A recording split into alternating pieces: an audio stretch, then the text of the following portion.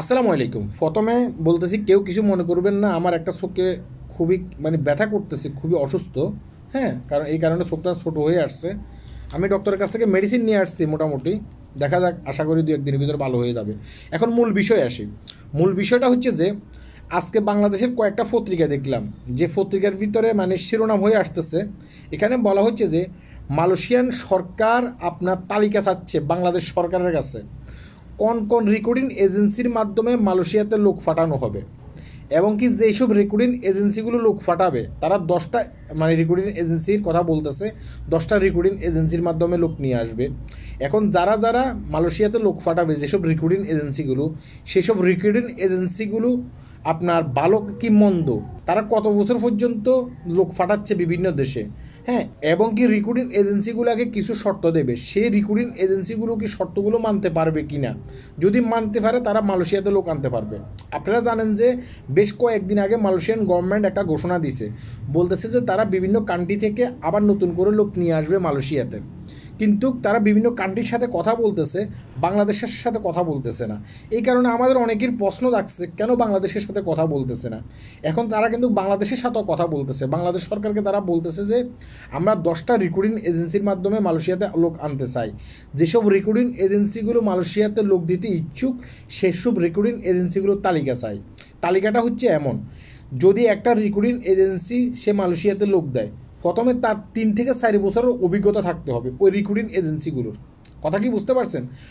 3 থেকে 4 বছরের অভিজ্ঞতা থাকতে হবে। তারা কোন কোন দেশে লোক দিছে, 3টা কান্ট্রিতে তারা লোক দিছে স্বয়ংসম্পূর্ণভাবে, সেই লোকগুলো ওইসব কোম্পানিতে গিয়ে ভালো আছে, সেই তালিকা কিন্তু মালয়েশিয়ান গভর্নমেন্টকে দিতে হবে।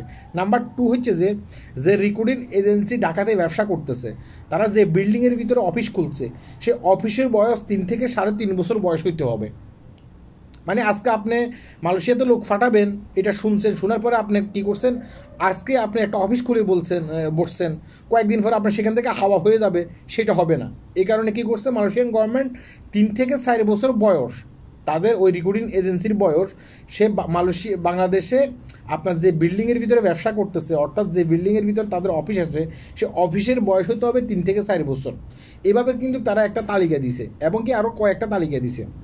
তো আমি মনে করি কি, এসব তালিকাগুলো যদি তারা ফুল করতে পারে, এসব তালিকাগুলো যদি তাদের পক্ষে দেওয়া সম্ভব হয়, তাহলে এই ধরনের 10টা রেকর্ডিং এজেন্সির মাধ্যমে মালয়েশিয়াতে আগামীতে লোক আসতে পারবে।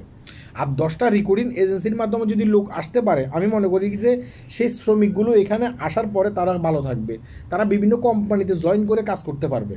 আমি সেটা মনে করি। যদি এইসব রেকর্ডিং এজেন্সিগুলো তালিকা না দেয়, আর বাংলাদেশ সরকার যদি ঠিক তালিকাটা মালয়েশিয়ান গভর্নমেন্টকে না দেয়, তাহলে দেখা গেছে ওই যে লাউ সেই কদু আগের মতো। হ্যাঁ, দেখা গেছে কি 1 থেকে 150 রেকর্ডিং এজেন্সিকে বলবে যে লোক ফাটাও, তারাও কিন্তু এখানে লোক ফাটাবে, আর শ্রমিকগুলো মালয়েশিয়াতে এসে কষ্ট পাবে। মালয়েশিয়ান গভর্নমেন্ট এখন এটা চায় না, আশা করি আমাদের বাংলাদেশ গভর্নমেন্টও এটা চাবে না। তারা কিন্তু রেকর্ডিং এজেন্সিগুলার তালিকা দেবে, এবং কি সেসব রেকর্ডিং এজেন্সিগুলো কি অরিজিনাল কিনা, তারা কত বছরের পুরনো ব্যবসায়ী, তারা কোন কোন দেশে লোক ফাটাইছে, এটা আশা করি মালয়েশিয়ান গভর্নমেন্টকে দেবে আমাদের বাংলাদেশ সরকার। আর এভাবে কিন্তু লোক আসতে পারবে, লোক আসতে পারলে সেই লোকগুলো কিন্তু মালয়েশিয়াতে ভালো থাকবে। আর আপনি যদি একজন শ্রমিক হয়ে থাকেন, আপনি যদি চান আপনি মালয়েশিয়াতে আসবেন, এখানে এসে আপনি 5 টাকা বেতন পান কিংবা 500 টাকা বেতন পান, সেই বেতনটা যেন ঠিক মতো পান। এই কারণে আপনাকেও খোঁজ নেওয়া উচিত, আপনি যে রেকর্ডিং এজেন্সির মাধ্যমে মালয়েশিয়াতে আসতে চাচ্ছেন, সেই রেকর্ডিং এজেন্সির বয়স কত, তারা কত বছর পর্যন্ত ব্যবসা করে যাচ্ছে বাংলাদেশে, তারা কোন কোন দেশে লোক ফাটাচ্ছে, তারা যে যে দেশে লোক ফাটাচ্ছে সেই সেই দেশের লোকগুলোকে সেখানে গিয়ে ভালো অবস্থায় আছে কিনা, কোন কোন কোম্পানিতে তারা লোক ফাটাইছে, সে কোম্পানিগুলো ভালো কিনা, আপনিও কিন্তু এভাবে খতিয়ে দেখার দরকার। কারণ আপনাকে কেন খতিয়ে দেখার দরকার, আপনিও 3 থেকে 4 লক্ষ টাকা খরচ করে মালয়েশিয়াতে আসবেন। আপনি 3 থেকে 4 লক্ষ টাকা খরচ করে যখন মালয়েশিয়াতে আসবেন, আসার পরে দেখলেন যে আপনি একটা ফ্রড রেকর্ডিং এজেন্সির মাধ্যমে মালয়েশিয়াতে আসছেন। এখানে আসার পরে আপনার রাস্তার ফুটপাতে শুয়ে থাকতে হচ্ছে, আপনি ঠিকমতো কাজ পাচ্ছেন না, এবং কি দেশে আপনার পাওনাদাররা আপনার ফ্যামিলিকে চাপ দিচ্ছে।